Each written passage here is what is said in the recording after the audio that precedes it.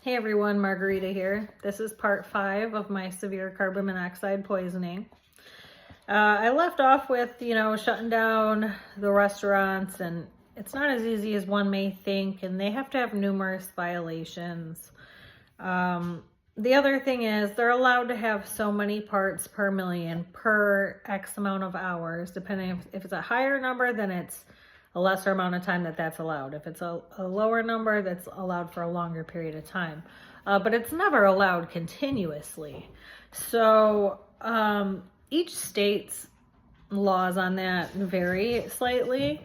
So I guess if that's something you're kind of questioning, if how could the restaurant be open if someone's that severely poisoned? Well, certain people are going to overload before other people. So it does not affect everybody in the same manner. The certain factors, individual factors play a role. So certain people will be affected first. That does not mean the other people are not on their way to being affected. They're definitely taking the stuff in. So depending on each person's system and how fast they process it, some may or may not have a problem a little bit down the line. But yeah, I mean, every area is a little bit different. So they are allowed to have some. You can be completely overloaded with carbon. If you're completely overloaded with carbon monoxide, you have to be removed from it 100%. You can't have any little bits, not even 1 part per million. And I'll get my detector out and show you what the up to the second detector looks like, because that is the kind you need. Those other ones are set to not go off for certain time periods. Excuse me.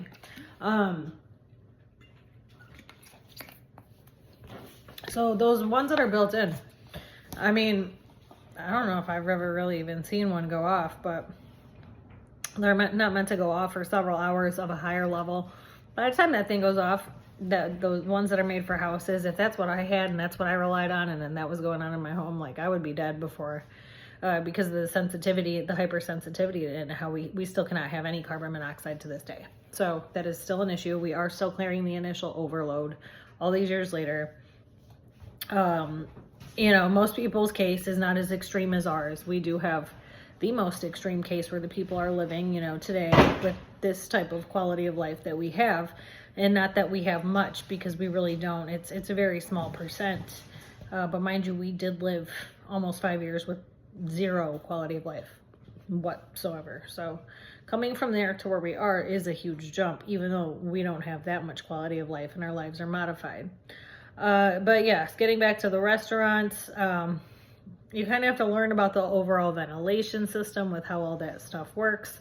The level, I believe, in this restaurant was never actually zero ever. That ventilation system was so old and past its time. And shortly after I removed myself from the building, they did replace the entire ventilation system. So that kind of tells me they were covering up a possible lawsuit or what could have been left to prove that. I don't believe it was ever really zero. And if it was very few periods of time where that was ever the case in that building. Based on those slight symptoms that I had in the very beginning, how quickly they set in, and, the different time periods that I worked there and what I was feeling like, I really don't believe it was ever completely zero. But now that I know what I know, and I've been carrying this detector around and we're some years into this, most restaurants generally have 0 parts per million of carbon monoxide. 0 is always optimal. But I would say some restaurants that get a little bit busy from time to time, when it's real crazy and extra busy in there, yeah, some of them tend to leak out. Like, it's not that it's a leak, it's just that there's a lot going on. There's food particles being cooked and coming off the grill, and then you have the carbon monoxide from the gas appliances. So there's a couple factors involved, and that's just running heavily during those times. It does end up being like 1, 2, 3, 4 parts per million from time to time, is what I have noticed. But most restaurants' ventilation systems work fairly well to where it's usually 0. I would say at least 70% of the restaurant's ventilation system in the kitchen works to that degree where it is 0. I would say over 95% of the time. And that's just been what I've observed from me going back out into the world That's after being homebound for several years, after being incapacitated for several years, unable to go anywhere, finally kind of making my way back into the world, finally going out from time to time. And it took some years to gather the information that I have now. But yes, I would say about 70% of restaurants probably have close to a 0 level of carbon monoxide. And so no wonder it was something I had never thought of or had ever been brought to my attention. And I'd worked in that industry for 20 years and it's nothing I ever thought about. So that does make sense that it's not something that would happen too often where the level would be quite that high. But it would be pertaining to that ventilation system either not being maintained properly over the long haul or it's just past its time because it's only meant to last a certain amount of time. So initially I kind of just thought it was in every restaurant quite a bit all the time, or at least a couple parts per million, and that's really not the case. But yeah, there is a handful that do have some, a readable amount, a small readable amount, which is probably fine for most of those employees. If they're not experiencing any symptoms and they've been there, it's probably fine for them. Okay, getting back to the carbon monoxide, let's see, the odd symptoms, all the odd symptoms just slowly manifesting over the course of this next year while I'm slowly overloading with this. I'm getting more and more tired. The baby's harder and harder to take care of. The back injury is getting worse and worse. Like old injuries from my knee and my ankle from a long time ago started hurting as well. All these things, I'm losing more hair. I'm becoming more pale. I'm not getting any daily functioning back whatsoever. I'm losing functioning. I don't really understand what's going on in this moment. I never could put it together. I had already planned on buying my current home that I have. The summer of 2017, I had that planned 2 years in advance. It was supposed to be the year prior to that, but then I had to have the baby, so it was 2 years. So it was actually planned since 2015. And I knew that I was on a time limit to find the house I was looking for and get us moved in. Which did happen that summer of 2017. So in the midst of all this, I'm still working at this restaurant and I'm still trying to get back to Ohio. Mind you, I get the mortgage using my self-employment, not any income from this restaurant because this is just supplemental income. They can't even count that. They're going by 100% by my self-employment. And that's how I obtained the mortgage for it. Nothing to do with this place whatsoever. So that was another issue. I ended up, we barely got moved in and I started to do a little bit of work. And then it seemed the restaurant started having more like building problems, I guess you could say. They had different workers there looking at different things. So I guess overall, because it would cause all these issues overall in the building, that would make sense. It was the carbon monoxide. But during that time, I was trying to get moved into the house, do some work on the house, get situated. I had about a week and a half where I had both houses, trying to get everything done.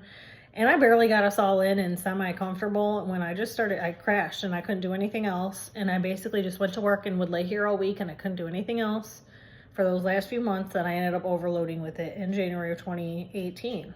So that whole year went by, and I was just experiencing more and more symptoms.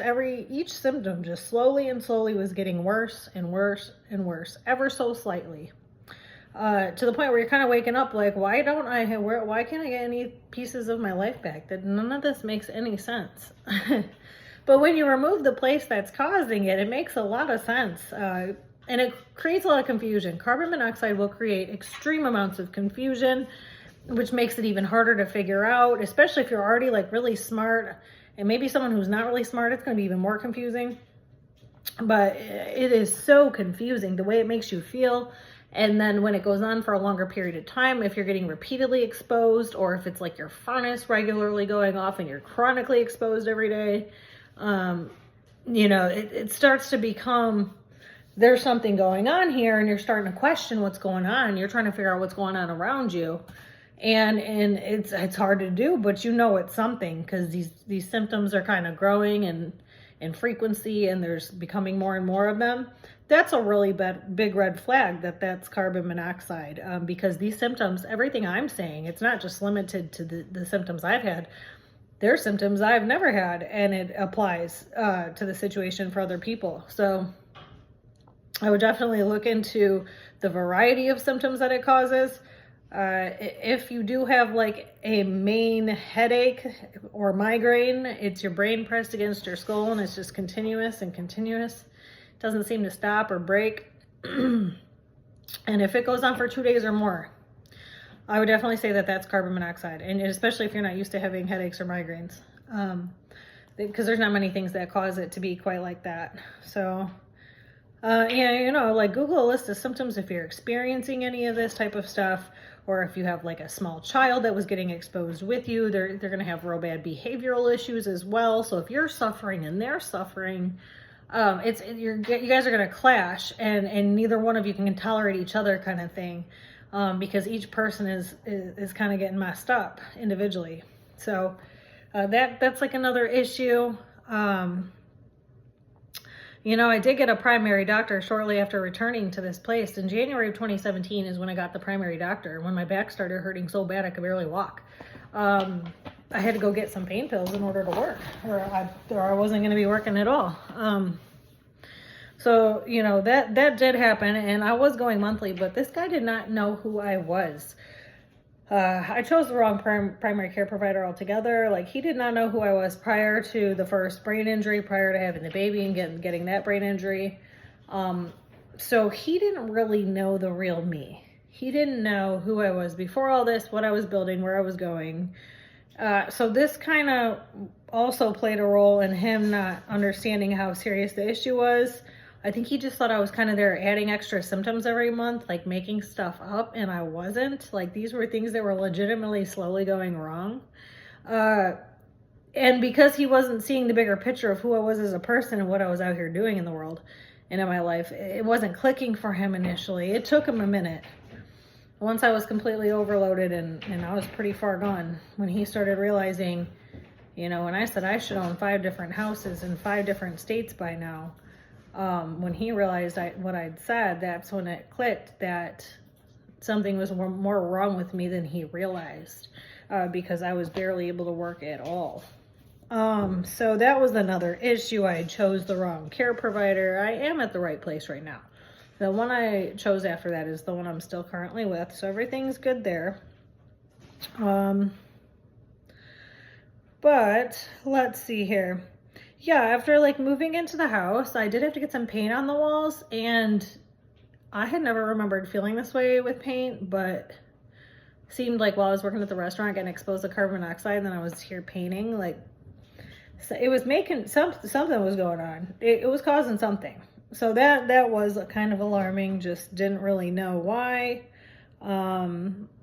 Eventually I was unable to do anything else with the house, and as soon as we got moved in, like, my ex was out, he'd be working every day and then he'd go party every night, and he really thought like he was doing all this providing that wasn't actually happening. He seemed to think it was his money paying for everything when it was actually all my money doing all the providing and building, and he was just acting like I didn't need to be back to work. Like, mind you, I'm still not back to work from having this baby who's now almost 2. So there's an issue, like 1.5 at this point. There's like, I have to get back to work. That's how everything runs. Like, nothing is going to be running forward. Nothing's going to be moving forward or building. We're not going to have a home. Like, it's not clicking in his head that everything is coming from my work and everything I've been building as a single individual before he was even a part of my life. Like, I was not planning on being with him. I got forced to be with him due to my mother's ongoing crimes. We got forced to work together. We already had the one daughter together who was, by then she's like 12, you know, and it's like, I wasn't planning on having any more kids, and I got forced into all of this due to the ongoing crimes in order to make it stop. That's how I had to go about it. And it turned into me giving birth and then having permanent brain damage and never recovering, and it turned into a whole other disaster because I was never planning on being with him in the first place. I was building everything as a single individual by myself. I had been for a very long time, over 10 years at that point. So at no time was I ever trying to be with anybody. The situation got very, very tricky, and it was like out of my control. So that's why it did not go well. Like, once he was just in an illusion, thinking things were one way when they were actually complete opposite. And here I was just slowly slipping away with a child suffering from the same symptoms and the same problem, and the same was going on with him. So I mean, the behavioral issues was getting worse and worse, out of control. I couldn't get them under control. You know, I just needed to get back to work, and obviously that wasn't happening. And I'll come back and talk about shortly after I overloaded. Thanks, bye.